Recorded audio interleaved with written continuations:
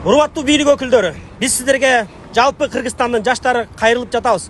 Өзүңүздөр көрүп атасыздар, 3 күндөн бери бизге Тажикстан биздин корого кирип келип, биздин элди кырып, өлтүрүп, биздин Баткенди басып алып жатат. Өзүңүздөр көрүп атасыз. Бирок биздин кыргыз эл дагы деле сабырдуулук менен, биздин кыргыз армиясы дагы деле сабырдуулук менен күтүп жатат.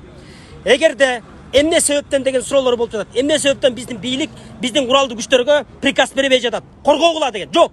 Нападение кылгыла, тажиктерди баскыла деген жокпуз. Жок. Биз өзүбүздү коргогула деген приказды эмнеге биздин бийлик өкүлдөрү бербей жатат? Биз ошону түшүнбөй атабыз. Ошондуктан биз бийликке кайрылабыз.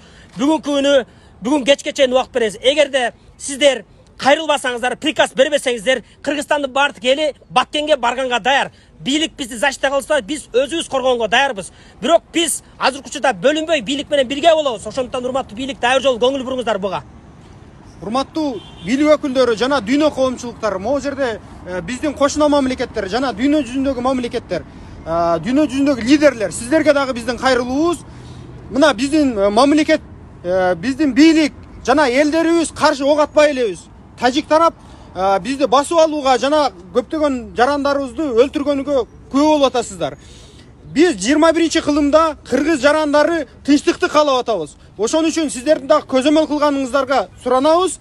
Анан эгерде тажик тарап ушундай эле чабуулну жумшай бере турган болсо, анда кыргыз мамлекети, кыргыз эли катуу жооп бергенге даярбыз.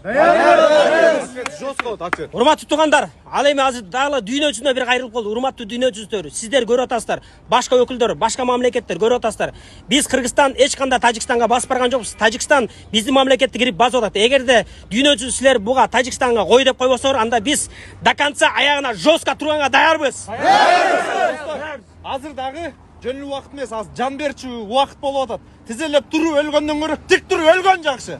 Урматтуу журналисттер, ушу болгон сөздөрдү башка улуттук тилдерге которуп таратканга аракет кылып бериңиздер. Урматтуу журналисттер, котормочулар. Рахмат. Бүгүн акыркы убакыт, эртең такыр Баткенди алдырып Кыргызстанды жок кыла алат деп бүгүн бийлик ойгонсун. Биз дайыр жолу суранабыз. Эртелет келе. Эртелет келе.